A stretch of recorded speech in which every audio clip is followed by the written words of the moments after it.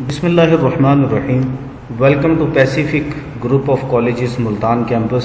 میں Mirza Hafeez Auj Islamic studies کے lecture number 13 کے ساتھ آپ کی خدمت میں حاضر ہوں، اور آج ہم روزے کے متعلق گفتگو کریں گے۔ روزے کا لغوی معنی، اصطلاحی معنی، روزے کی اہمیت از روئے قرآن، روزے کی اہمیت از روئے حدیث، روزے کے مقاصد اور روزے کے انسانی زندگی پر مرتب ہونے والے اثرات کے بارے میں ہم آج کے اس لیکچر میں، لیکچر نمبر 13 میں گفتگو کریں گے۔ تو چلیے اپنے موضوع کا آغاز کرتے ہیں۔ روزہ یہ فارسی زبان کا لفظ ہے۔ MCQs پیپر میں پوچھا جاتا ہے روزے کا لغوی معنی کیا ہے۔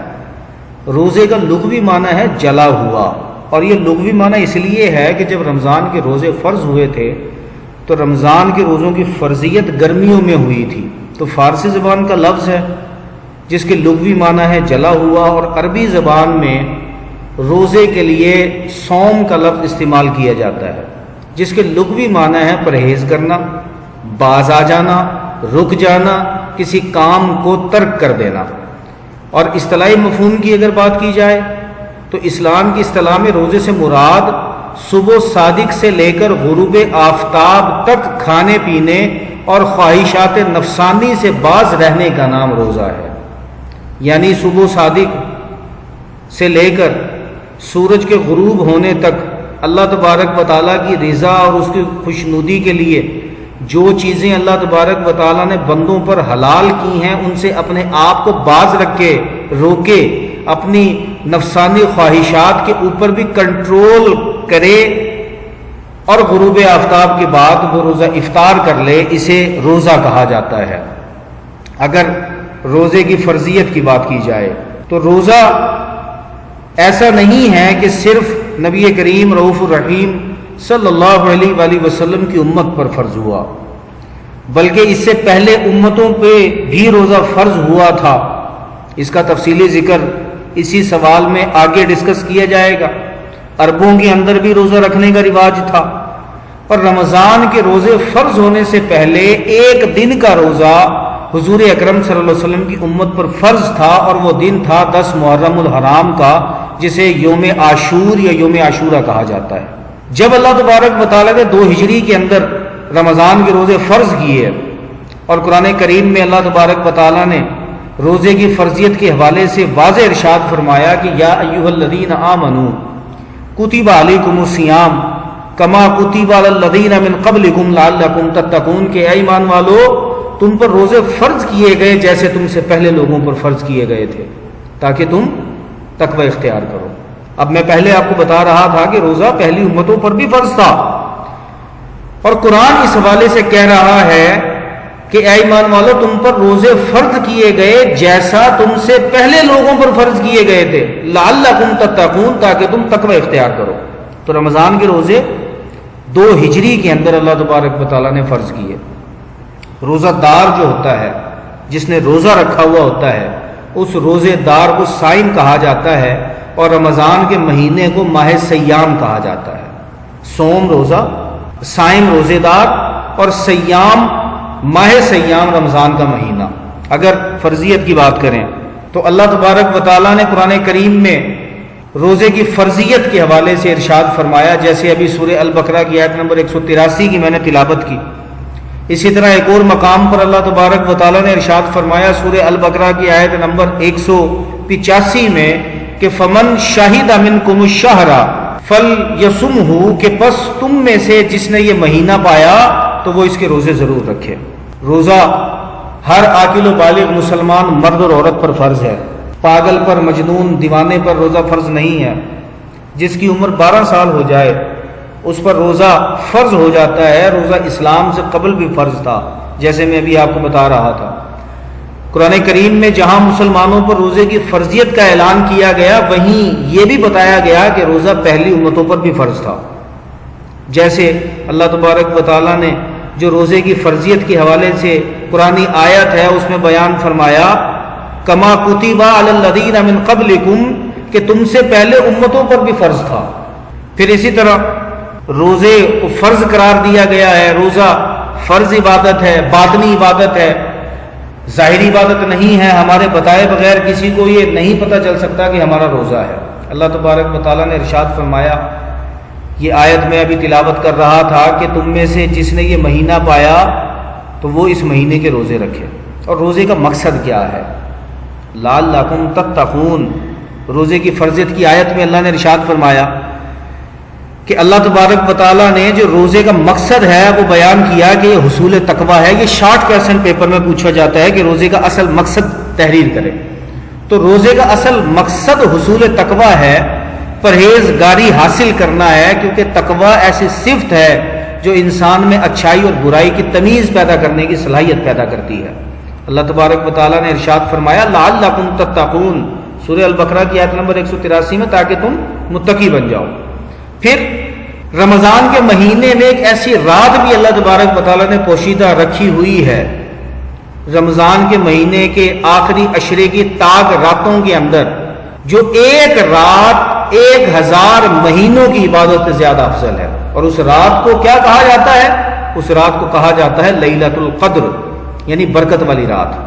سورہ القدر کی آیت نمبر 3 میں اللہ تبارک و تعالیٰ نے ارشاد فرمایا لیلۃ القدر خیر من الف شہر، کہ شب قدر 1000 مہینوں سے بہتر ہے۔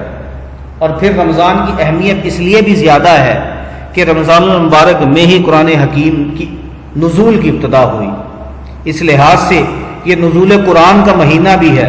اور اللہ تبارک و تعالیٰ نے اس ضمن کے اندر ارشاد فرمایا سورہ البقرہ کی آیت نمبر 185 کے اندر کہ شہر رمضان الذی انزل فیہ القرآن، کہ رمضان وہ مہینہ ہے جس میں قرآن نازل کیا گیا۔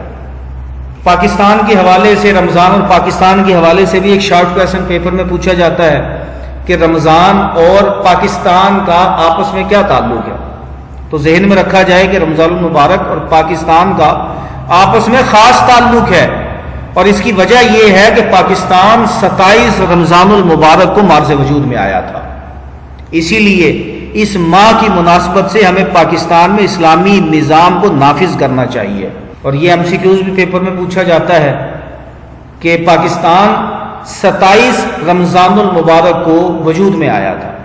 حضور اکرم صلی اللہ علیہ وآلہ وسلم کی احادیث کی روشنی میں اگر روزے کی اہمیت کو دیکھا جائے تو روزہ رکھنے اور رمضان کے مہینے میں اجر و ثواب بہت زیادہ بڑھا دیا جاتا ہے۔ رمضان المبارک میں اعمال کا جو ثواب ہے، اس کا جو اجر ہے، اس میں بہت زیادہ اضافہ کر دیا جاتا ہے، اور اعمال کا ثواب 10 گنا سے 700 گنا تک بڑھا دیا جاتا ہے۔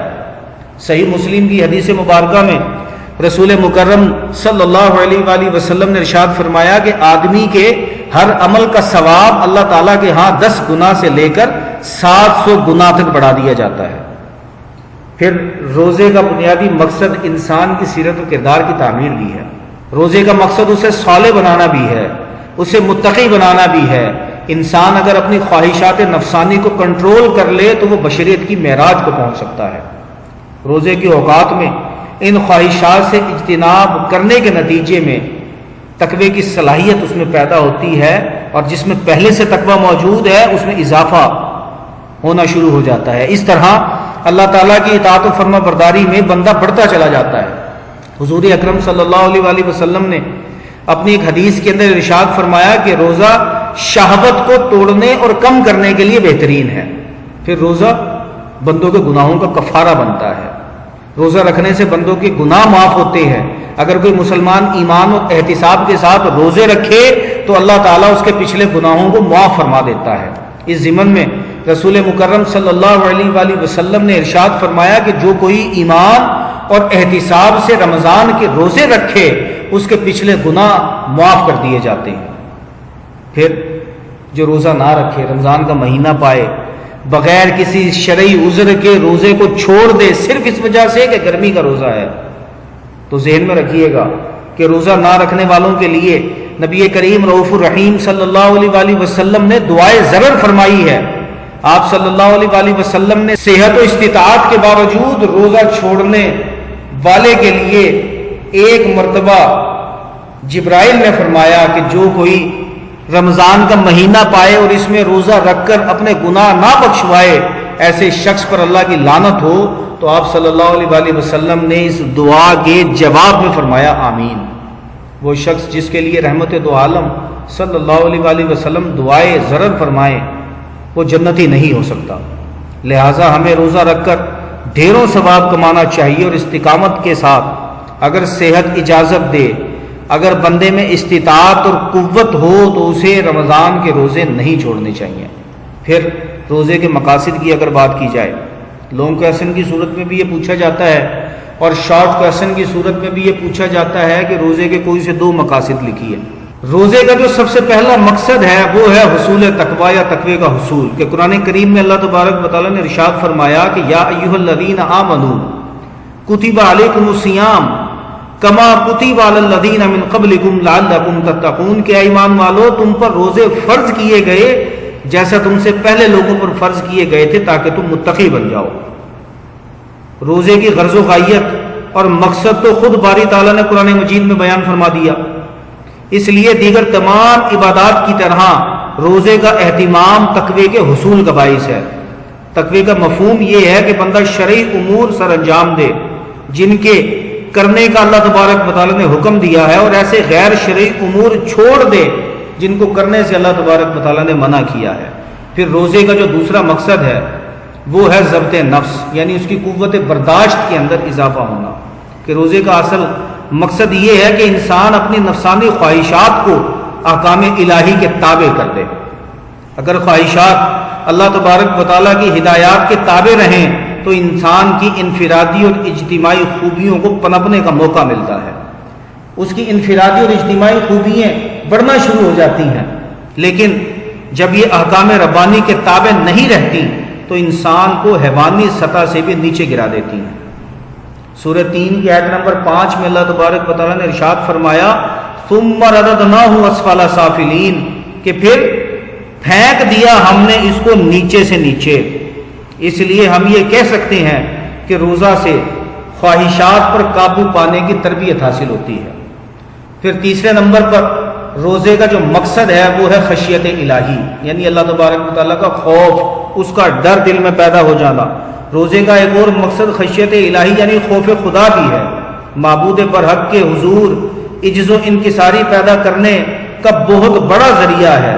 خدا کے حکم کی عزت اور عظمت انسان کے دل میں اس قدر جاگزی ہو جاتی ہے کہ کوئی اور جذبہ اس پر غالب نہیں آ سکتا، اور روزہ ہی اس عظمت و جلال الہی کے دل میں قائم ہونے کا باعث ہے۔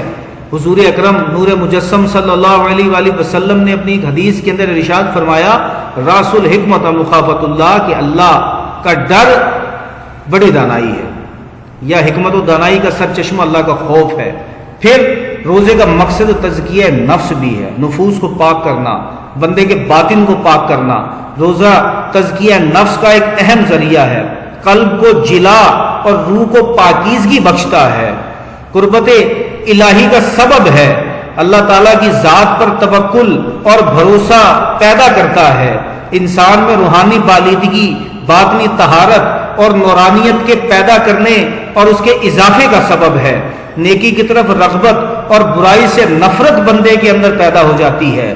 حضور نبی کریم رؤوف الرحیم صلی اللہ علیہ وآلہ وسلم نے اپنے ایک حدیث کے اندر ارشاد فرمایا کہ جس کسی نے روزے کی حالت میں جھوٹ بولا اور اس پر عمل کرنا ترک نہ کیا تو اللہ تعالیٰ کو کوئی ضرورت نہیں کہ وہ بندہ بھوکا رہے یا پیاسا رہے۔ تو روزے کا ایک مقصد تزکیہ نفس بھی ہے۔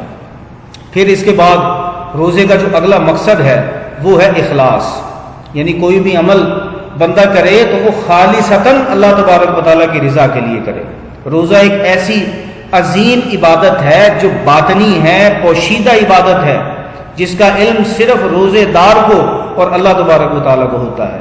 جب تک روزہ دار خود اس کا اظہار نہ کرے دوسروں کو پتہ نہیں چلتا کہ اس کا روزہ ہے۔ ریاکاری، دکھاوا اور نمود و نمائش کی گنجائش اس میں باقی نہیں رہتی۔ یہی اخلاص اور بے ریائی تمام عبادات کی جڑ اور بنیاد ہے، کیونکہ اللہ تعالیٰ کو اخلاص بہت پسند ہے، جس کی وجہ سے اللہ تعالیٰ نے روزے دار کو بہت اجر و ثواب کی، جس کی وجہ سے اللہ تعالیٰ نے روزے کو بہت اجر و ثواب بنایا ہے۔ حضور اکرم صلی اللہ علیہ وآلہ وسلم کی حدیث ہے کہ روزہ، حدیث قدسی ہے کہ اللہ تبارک و تعالیٰ نے ارشاد فرمایا کہ روزہ میرے لیے ہے اور میں خود اس کی جزا دوں گا۔ حدیث قدسی اس حدیث کو کہتے ہیں کہ جس میں الفاظ اللہ تبارک و تعالیٰ کے ہوں اور زبان حضور اکرم صلی اللہ علیہ وآلہ وسلم کی استعمال ہو، اسے ہم حدیث قدسی کہتے ہیں۔ اور چھٹے نمبر پر جو روزے کا مقصد ہے وہ ہے عصری قوت کا حصول۔ حضور اکرم صلی اللہ علیہ وآلہ وسلم کی حدیث ہے کہ روزہ ڈھال ہے۔ یہ شارٹ کوسچن اور ایم سی کیوز پیپر میں پوچھا جاتا ہے روزے کے حوالے سے، روزہ ڈیش ہے، ڈھال ہے، یہ ذہن میں رکھیے گا۔ اور یہ شارٹ کوسچن آتا ہے کہ روزے کے متعلق حضور اکرم صلی اللہ علیہ وسلم کی کوئی ایک حدیث لکھی ہے تو آپ یہ لکھ سکتے ہیں کہ روزہ ڈھال ہے۔ یہ حدیث ہے، قرآنی آیت نہیں ہے۔ روزے کو ڈھال فرمایا گیا جو انسان کو شیطان، طاغوتی قوتوں، اندرونی و بیرونی دشمنوں کے حملوں سے محفوظ رکھتا ہے۔ روزہ مسلمان کے اندر وہ طاقت و قوت پیدا کر دیتا ہے جو اسے اپنے نفس یا دشمن دین کے مقابلے کے لیے ضروری ہے۔ کھانے پینے کی تمام چیزیں اس کے سامنے ہیں، بھوک اور پیاس کو خاطر میں نہیں لاتا، فطری نفسانی خواہشات سے دور رہتا ہے، جبکہ یہ بھی اس کے دائرہ اختیار میں ہے کہ وہ کھا بھی لے، لیکن اللہ تبارک و تعالیٰ کی رضا اور اس کی خوشنودی کے لیے وہ اپنا ہاتھ روکے رکھتا ہے۔ یہی عادت اور مشق مسلمان کو مجاہدانہ صلاحیتیں اجاگر کرنے میں مدد دیتی ہے۔ مجاہد کو محاذ جنگ پر ہر قسم کی پریشانی اور بے اطمینانی سے بچاتی ہیں۔ مسلمان سپاہی عزم و استقامت کا پیکر ہر قسم کی مشکلات و تکالیف کو خندہ پیشانی سے برداشت کرتا رہتا ہے، اور اس میں یہ ساری کی ساری صلاحیتیں کس وجہ سے پیدا ہوتی ہیں؟ روزہ رکھنے کی وجہ سے۔ پھر اسی طرح روزے کے اگر انسانی زندگی پر اثرات کی بات کی جائے، یہ بھی لانگ کویسچن کی صورت میں پیپر میں پوچھا جاتا ہے کہ روزے سے کیا مراد ہے، نیز روزے کے انسانی زندگی پر جو اثرات مرتب ہوتے ہیں تفصیل سے لکھی ہے۔ تو ہم جو روزے کے اثرات ہیں وہ تفصیل سے ڈسکس کر لیتے ہیں۔ روزے کے اثرات میں جو سب سے پہلا اثر ہے وہ ہے ایثار و ہمدردی، کہ روزہ انسان کے اندر ہمدردی اور مساوات کا جذبہ پیدا کرتا ہے۔ روزہ دار کو اپنی بھوک اور پیاس دوسروں کے فقر و فاقہ کا احساس دلاتی ہے، جس سے جذبہ ہمدردی فروغ پاتا ہے۔ دوسروں کی ضروریات پوری کرنے کا احساس بندے میں پیدا ہوتا ہے۔ پورے معاشرے میں ہمدردی اور تعاون کی فضا قائم ہو جاتی ہے۔ اس ماہ مبارک میں یعنی رمضان کے مہینے میں مسلمان دل کھول کر اللہ کی راہ میں خرچ کرتے ہیں، بخل اور کنجوسی دور ہو جاتی ہے۔ روزے سے حاصل ہونے والے یہ اثرات پورے سال انسان پر غالب رہتے ہیں۔ غربا کی امداد، ضرورت مندوں کی ضروریات پوری کرنے کا یہ عمل روزہ دار کی زندگی کا ایک حصہ بن جاتا ہے۔ سورہ حشر کی آیت نمبر 9 میں اللہ تبارک و تعالیٰ نے ارشاد فرمایا وہ دوسروں کو خود پر ترجیح دیتے ہیں خواہ و تنگ دست ہی کیوں نہ ہو۔ پھر روزہ رکھنے کے طبی فوائد بھی ہیں کہ انسانی جسم میں کئی بیماریاں روزہ رکھنے کی وجہ سے دور ہو جاتی ہیں۔ بھوکا رہنے سے قلب، جگر، دل و دماغ اور معدے کے عمل کی اصلاح ہو جاتی ہے۔ روزے سے انسانی بدن سے جو فاسد رطوبتیں ہیں، غلیظ مواد ہے، وہ تحلیل ہونا شروع ہو جاتا ہے، نکلنا شروع ہو جاتا ہے۔ کم اور مناسب کھانے کی عادت ہو جاتی ہے، اعصاب میں قوت مدافعت پیدا ہو جاتی ہے۔ اس ماہ مبارک میں روزہ دار کے لیے جو اثرات جسمانی حوالے سے ہیں اس کی زندگی میں بہت کام آتے ہیں۔ پھر اسی طرح روزہ وقت کی پابندی سکھاتا ہے۔ سحر و افطار کی پابندی روزہ دار کو وقت کا پابند بنا دیتی ہے۔ اس خوبی کی انسانی زندگی میں بہت ضرورت ہوتی ہے کہ ایک بندہ وقت کا پابند ہو۔ ایک ماہ کی یہ مشق روزے دار کو اس بات کا عادی بنا دیتی ہے کہ وہ اپنی بقیہ زندگی کے امور میں پابندی وقت کو ملوز خاطر رکھے۔ وہی انسان نمایاں کامیابی حاصل کرتے ہیں جو اپنے اوقات کا، جو اپنے وقت کا صحیح استعمال کرتے ہیں۔ پھر اسی طرح چوتھے نمبر پر جو انسانی زندگی پر روزے کا اثر مرتب ہوتا ہے وہ ہے سادگی و قناعت، کہ سادگی اسلامی تہذیب کی نمایاں خصوصیت ہے۔ روزے کے ذریعے اس کا حصول آسان ہو جاتا ہے، بندے کے اندر سادگی پیدا ہو جاتی ہے۔ اور قناعت کسے کہتے ہیں؟ قناعت کہتے ہیں کہ اللہ تبارک و تعالیٰ بندے کو جتنا عطا کر دے اس پر راضی ہو جانا، یہ قناعت پسندی ہے۔ روزہ انسان کو سادہ زندگی گزارنے کی مشق کرواتا ہے، صبر و قناعت کا عادی بناتا ہے، عیش و عشرت اور تن آسانیوں سے نکال کر سادہ زندگی بسر کرنے کی تعلیم دیتا ہے۔ سورہ بنی اسرائیل کی آیت نمبر 26 میں اللہ تبارک و تعالیٰ نے ارشاد فرمایا دولت کو بیجا مت اڑاؤ. یعنی بندے کے اندر سادگی اور قناعت کے جذبات کو فروغ دینے کے لیے روزہ نہایت اہم کردار ادا کرتا ہے. پھر اس کے بعد روزہ قربت الہی کا ذریعہ ہے. روزہ رکھنے سے جہاں انسان میں تقوی و پرہیزگاری پیدا ہوتی ہے، جہاں انسان میں ضبط نفس پیدا ہوتا ہے، وہیں انسان اللہ تبارک و تعالیٰ کے قریب ہو جاتا ہے. حدیث قدسی میں اللہ تبارک و تعالیٰ نے ارشاد فرمایا کہ روزہ میرے لیے ہے اور میں خود اس کی جزا ہوں. ایک حدیث قدسی میں فرمایا کہ روزہ میرے لیے ہے، میں خود اس کی جزا دوں گا. تو روزہ انسانی زندگی کے اوپر ایک اثر یہ بھی مرتب کرتا ہے کہ بندہ اللہ تبارک و تعالیٰ کے قریب ہو جاتا ہے، اللہ کا اسے قرب حاصل ہونا شروع ہو جاتا ہے. چھٹے نمبر پر یہ باطنی عبادت ہے. میں ابھی بتا رہا تھا کہ ہمارے بتائے بغیر کسی کو یہ بات پتہ نہیں چل سکتی کہ ہمارا روزہ ہے، اور باطنی عبادت کو اللہ تبارک و تعالیٰ زیادہ پسند کرتا ہے.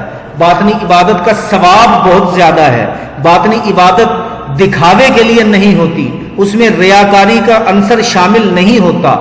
باطنی عبادت یعنی روزہ بندے کے اندر اخلاص پیدا کرتا ہے، اسی وجہ سے اس کا اجر و ثواب بھی باقی جو ظاہری عبادات ہیں اس سے کہیں زیادہ ہے. 7ویں نمبر پر انسان کی سیرت و کردار کی تشکیل کرتا ہے، انسان کے کردار کو بناتا ہے. انسان کے اندر جو مختلف خصوصیات روزہ رکھنے کی وجہ سے پیدا ہوتی ہیں، اس میں سب سے اہم یہ ہے کہ روزہ انسان کی سیرت و کردار کی تشکیل اور تعمیر میں اہم کردار ادا کرتا ہے. پھر روزہ رکھنے سے گناہوں کی معافی مل جاتی ہے. حضور اکرم صلی اللہ علیہ وآلہ وسلم نے اپنی حدیث کے اندر ارشاد فرمایا، جس کا مفہوم ہے کہ جس بندے نے ایمان و احتساب کے ساتھ رمضان کے روزے رکھے تو اللہ تبارک و تعالیٰ اس کے گناہوں کو معاف فرما دیتا ہے. پھر اسی طرح یہ ضبط نفس کا ذریعہ ہے. اس کے بارے میں وضاحت میں ابھی کر چکا کہ بندے کے اندر قوت برداشت پیدا کرتا ہے، صبر و استقلال کا جذبہ بندے کے اندر پروان چڑھتا ہے. پھر 10ویں نمبر پر ہے خشیت الہی کا ذریعہ ہے. روزہ رکھنے سے بندہ اپنے آپ کو صرف بھوک پیاس سے نہیں بچاتا، بلکہ بندہ اپنے آپ کو ہر اس کام سے بچاتا ہے جس کے کرنے سے اللہ تبارک و تعالیٰ نے منع کیا. آپ نے دیکھا ہوگا کہ رمضان کے مہینے میں عبادات کی کثرت ہو جاتی ہے، گھر گھر میں تلاوت کلام پاک کی آوازیں گونجتی ہیں، ہر بندہ ذکر و درود کے اندر مشغول رہتا ہے. اگر بندہ روزہ رکھ کر کوئی عبادت بھی نہ کرے تب بھی روزے دار کے لیے مسلسل نیکیاں لکھی جاتی ہیں، شیطانی قوتوں سے اسے نجات ملتی ہے. کہ جیسے حضور اکرم صلی اللہ علیہ وآلہ وسلم نے اپنی ایک حدیث کے اندر ارشاد فرمایا کہ روزہ ڈھال ہے، تو روزہ بندے کو شیطانی قوتوں سے بچاتا ہے، نفسانی خواہشات سے محفوظ رکھتا ہے. 12ویں نمبر پر ہے روزہ جہنم سے آزادی کا ذریعہ ہے. حدیث قدسی میں اللہ تبارک و تعالیٰ نے ارشاد فرمایا روزہ میرے لیے اور میں خود اس کی جزا ہوں. یعنی اللہ تبارک و تعالیٰ کے لیے بندہ روزہ رکھتا ہے اور اللہ تبارک و تعالیٰ خود اس کی جزا عطا فرمائے گا. اور پھر ایک اور اثر یہ پڑتا ہے روزہ رکھنے سے کہ انسان جو دیگر اعمال کرتا ہے ان دیگر اعمال کے اندر اخلاص اس کے پیدا ہونا شروع ہو جاتا ہے. مجھے امید ہے کہ روزے سے متعلق آپ کو یہ باتیں سننے کے بعد لیکچر سمجھ میں آ گیا ہوگا. یہ شارٹ کویسچنز میں آپ کو دے رہا ہوں اسائنمنٹ کی صورت میں، اسے آپ اپنے گھر پہ کیجئے گا. سوال نمبر 1 ہے روزے کا لغوی اور اصطلاحی معنی لکھیے. روزہ فارسی زبان کا لفظ ہے، روزے کا لغوی معنی ہے جلا ہوا، عربی میں اسے صوم کہتے ہیں، جس کا لغوی معنی ہے پرہیز کرنا، باز رہنا، رک جانا. اور اصطلاحی مفہوم کے اندر اسلام کی اصطلاح میں صبح صادق سے لے کر غروب آفتاب تک اپنے آپ کو کھانے پینے کی اشیاء سے اور نفسانی خواہشات سے روک لینے کا نام روزہ ہے. سوال نمبر 2 ہے روزے کی فرضیت سے کیا مراد ہے. روزے کی فرضیت سے مراد یہ ہے کہ رمضان کے پورے مہینے کے روزے اللہ تبارک و تعالیٰ نے ہر عاقل و بالغ مسلمان مرد و عورت پر فرض کیے ہیں. اور سورہ البقرہ میں اللہ نے ارشاد فرمایا یا ایھا الذین آمنوا کتب علیکم الصیام کما کتب علی الذین من قبلکم لعلکم تتقون. کہ ایمان والو تم پر روزے فرض کیے گئے جیسے تم سے پہلے لوگوں پر فرض کیے گئے تھے تاکہ تم تقوی اختیار کرو. روزے کی فرضیت پر یا روزے کی اہمیت پر ایک حدیث تحریر کریں. یہ تینوں شارٹ کویسچنز امتحانی نقطہ نظر سے اہمیت کے حامل ہیں. روزے کی اہمیت پر حضور اکرم صلی اللہ علیہ وآلہ وسلم نے ارشاد فرمایا کہ روزہ ڈھال ہے. اسی طرح ایک اور حدیث کے اندر ارشاد فرمایا، حدیث قدسی ہے جس میں ارشاد فرمایا کہ روزہ میرے لیے ہے، اللہ کا فرمان ہے کہ روزہ میرے لیے ہے اور میں خود اس کی جزا دوں گا. روزے کے 2 مقاصد تحریر کیجئے. سب سے پہلا جو مقصد ہے روزے کا وہ ہے حصول تقوی. دوسرا مقصد تزکیہ نفس، تیسرا مقصد اخلاص ہے، چوتھا مقصد ضبط نفس ہے۔ یہ بعض اوقات شارٹ کویشچن پیپر میں پوچھا جاتا ہے کہ روزے کے 4 مقاصد تحریر کریں، تو میں 4 مقاصد روزے کے آپ کو بتا چکا کہ روزے کی یہ 4 مقاصد ہیں۔ سوال نمبر 5 ہے روزے کے 2 فوائد تحریر کریں۔ ایک تو جسمانی فائدہ بندے کو حاصل ہوتا ہے کہ اس کا جسم جو ہے اس سے جو فاضل مادے ہیں وہ خارج ہوتے ہیں، نظام انہضام اس کا درست ہو جاتا ہے، اور روزے کا دوسرا فائدہ یہ ہے کہ اس کے گناہوں کو اللہ تبارک و تعالیٰ معاف فرما دیتا ہے۔ روزے کے انسانی زندگی پر 2 اثرات مرتب کیجئے، تحریر کیجئے کہ روزے کے انسانی زندگی پر جو اثرات مرتب ہوتے ہیں ان میں سب سے پہلا اثر ہے کہ اس میں قوت برداشت پیدا ہوتی ہے، ضبط نفس۔ دوسرا، وقت کی پابندی بندے کے اندر آتی ہے۔